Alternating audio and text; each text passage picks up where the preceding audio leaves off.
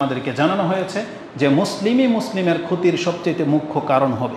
এটা রাসূলুল্লাহ সাল্লাল্লাহু আলাইহি ওয়াসাল্লাম তিনি বিজাতির পূর্বের জাতির ইতিহাস থেকে যেটা আঁচ করতে পেরেছিলেন এবং যেই জিনিসগুলো পূর্বের জাতির জন্য ক্ষতির কারণ ছিল এবং যেভাবে পূর্বের জাতিকে আল্লাহ ধ্বংস করেছেন, এই প্রত্যেকটা জিনিসকে সামনে রেখে রাসূলুল্লাহ সাল্লাল্লাহু আলাইহি ওয়াসাল্লাম আল্লাহর কাছে দোয়া করেছিলেন যে আমার উম্মতের ক্ষেত্রে যেন এটা না ঘটে।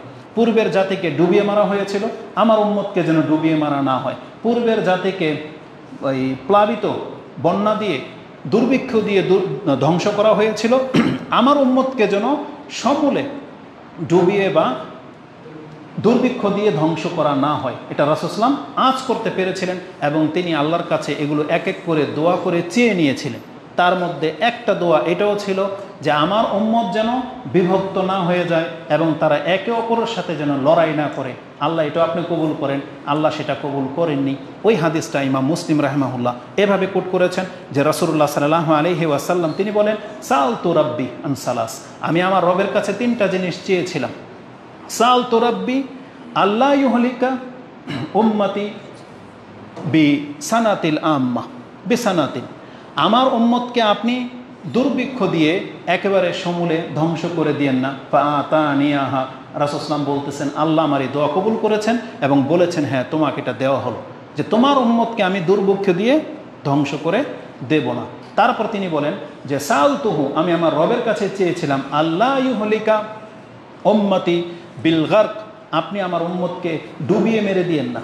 আপনারা তো জানেন যে ডুবিয়ে মারা হয়েছিল কাকে কাকে, তার মধ্যে একটা হলো ফেরাউন এবং তার পুরো সাম্রাজ্যের লোকগুলোকে, তার পুরো টিমটাকে আল্লাহ ডুবিয়ে মেরেছিল। তার আগে আল্লাহ কাউকে মারেনি ডুবে, নূহ আলাইহিস সালামের জাতিকে ডুবিয়ে মারা হয়েছিল। তো রাসূলুল্লাহ সাল্লাল্লাহু আলাইহি সাল্লাম বলেন আমার উম্মতের পাপের কারণে তাদেরকে আল্লাহ আপনি এইভাবে সমূলে ডুবিয়ে ধ্বংস করে দিয়েন না। ফাআতানিয়াহা, আমাদেরকে সেটা দেওয়া হয়েছে। রাসূলের কারণে আমরা আজকে পাপী হয়েও আল্লাহর সে আযাব থেকে আমরা বেঁচে গেছি, আলহামদুলিল্লাহ। আল্লাহুম্মা সাল্লি আলা মুহাম্মদ। তো রাসূলুল্লাহ সাল্লাল্লাহু আলাইহি ওয়াসাল্লামের এই দুইটা দোয়া আল্লাহ কবুল করেছিলেন। তৃতীয়ত যেটা আমাদের জন্য সবচেয়ে বড় ভয়ঙ্কর বিষয়, রাসূল সেটাও চেয়ে নিলেন। তিনি বললেন ফাসালতুহু আন লা ইয়াজআলা বাসাহুম বাইনাহুম, আল্লাহ তারা যেন একে অপরের সাথে দ্বন্দ্বে না জড়িয়ে যায়, আপনি আমার থেকে এটা কবুল করেন। ফামানা আনিয়াহা, রাসূল সাল্লাল্লাহু আলাইহি ওয়াসাল্লাম বলতেছেন আমাকে নিষেধ করে দেওয়া হলো যে না আপনার এই দোয়া কবুল করা হবে না, বরং আপনার উম্মত এমন একটা জাতি তারাই নিজেরাই নিজেদেরকে ধ্বংস করবে, এজন্য আপনার এই দোয়াটা কবুল করা হলো না। তো রাসূলুল্লাহ সাল্লাল্লাহু আলাইহি ওয়াসাল্লামের এই দোয়াটা কবুল করা হয় নাই। তার মানে রাসূল সাল্লাল্লাহু আলাইহি ওয়াসাল্লাম আঁচ করতে পেরেছিলেন যে আমার উম্মতের এক অংশ আরেক অংশকে ধ্বংস করে দেবে। এই হাদিসটা ইমাম মুসলিম তার কিতাবুল ফিতানের মধ্যে এনেছেন, যেটা ৭১৫২তে পাবেন। এই হাদিসটাই তার দুইটা হাদিস আগে ৭১৫০-এ এইভাবে আপনি পাবেন যে আল্লাহ তাকে এইভাবে বলেছিলেন ওয়া ইন্না রাব্বি কাল, রাসূল সাল্লাল্লাহু আলাইহি ওয়াসাল্লাম বলতেছেন আমার রব আমাকে বলেছেন ইয়া মুহাম্মদ ইন্নী ইযা কাদাইতু কাদাআন ফাইন্নাহু লা ইউরাদ্দু, আমি যখন কোনো ফয়সালা করে ফেলি সেই ফয়সালা আর রদবদল হয় না বা রদবদল করার প্রয়োজন হয় না। ওয়া ইন্নী আতাইতুকা লিউম্মাতিকা আল্লা উহলিকা বিসানাতিল আম্মা, আমি আপনাকে দিয়ে দিলাম জান আপনার উম্মতকে আমি দুর্ভিক্ষ দিয়ে ধ্বংস করব না, এবং আপনার উম্মতের উপরে একটা মর্যাদা এটাও দিলাম যে পুরো পৃথিবীর কাফের যদি একত্র হয়ে যায় আপনার উম্মতকে মানে মুসলিমদেরকে সমূলে ধ্বংস করে দেবে, তারা যদি একসাথেও হয়ে যায় কোনো দিন, তারপর আপনার উম্মতের উপরে তারা জয়ী হতে পারবে না। মানে বিজাতির শত্রুরা মুসলিমদেরকে কোনোদিন হালাক করে দিতে পারবে না, সমূলে বিনাশ করে দিবে, এটা হবে না কিয়ামতের মাঠে, যেটা কাফেররা চায়। কাফেররা চায় সমস্ত মুসলমানদেরকে হত্যা করে দেবে, কিন্তু ওরা যদি সব রাষ্ট্র এক হয়ে যায় তারপর রাসূল সাল্লাল্লাহু আলাইহি ওয়াসাল্লাম বলেছেন আল্লাহ সেই দায়িত্ব নিয়েছেন যে ওরা পারবে না। তাই আল্লাহ সুবহানাহু ওয়া তাআলা বলতেছেন যে ও আল্লাহ উসাল্লিতা আলাইহিম আদুওয়ান, আমি তাদের উপরে তাদের শত্রুদেরকে চাপিয়ে দেব না, তবে মিন সিওয়া আনফুসিহিম, তাদের বাহিরের শত্রু, তারা কোনোদিন তাদের উপরে আক্রমণ চালিয়ে তাদেরকে ক্ষতি করতে পারবে না। ইয়াস্তাবিহু বাদুহুম, তাদের মর্যাদা নষ্ট করবে, তাদেরকে সমূলে ধ্বংস করে দিবে, এটা হইতে পারে না। এমনকি ওয়ালাউ ও আল্লাহ এমন আলাইহিম মাম বি আকতারিহা, তারা যদি চতুর্দিক থেকেও ঘেরাও করে তারপরও তাদেরকে সমূলে ধ্বংস করতে পারবে না। হাত্তা, কতক্ষণ পর্যন্ত ইয়াকুনু বাদুহুম ইউহলিকু বাদান ওয়া ইয়াসবি বাদুহুম বাদান, তবে আপনার উম্মত নিজেই নিজেদেরকে হত্যা করবে এবং নিজেই একে অপরকে বন্দী বানাবে। এই হাদিসটি ইমাম মুসলিম এবং ইবনে মাজাতে এবং অন্যান্য কিতাবে আছে। মুসলিমে আপনি হাদিসটি 7150 পেয়ে যাবেন। তাহলে এই হাদিসের সাথে বাস্তবতার কত মিল দেখেন। আলী রাদিয়াল্লাহু তাআলার যুগ থেকে নিয়ে নেন এ পর্যন্ত পুরো পৃথিবীতে এই ক্ষমতাকে কেন্দ্র করে মুসলিমের দল এক দল আরেক দলকে হত্যা করে, তাদের খেলাফ গেলেই হত্যা করে এবং বাকিদেরকে বন্দি করে, যাকে যেভাবে পায় যে কোনো উদ্দেশ্য নিয়ে তারা এটাকে বন্দি করে।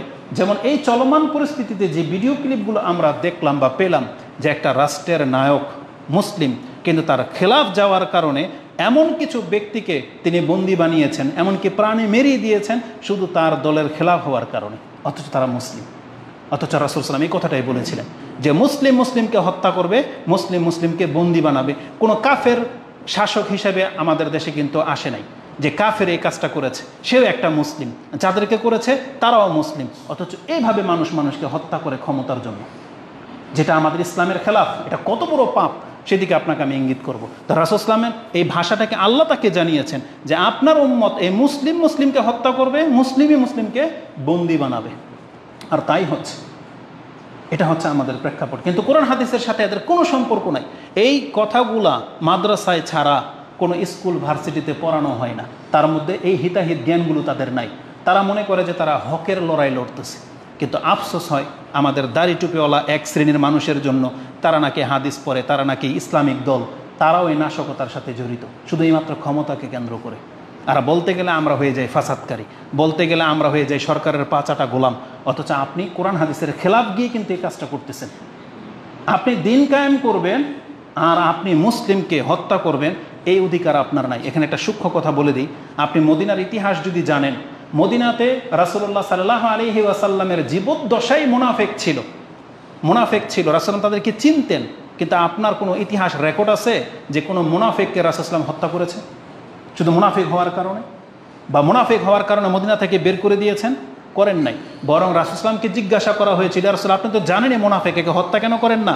তখন রাসূল বলেছেন, বরং আমার ব্যাপারে অপবাদ দেওয়া হবে যে মুহাম্মদ তার সঙ্গীদেরকে হত্যা করে।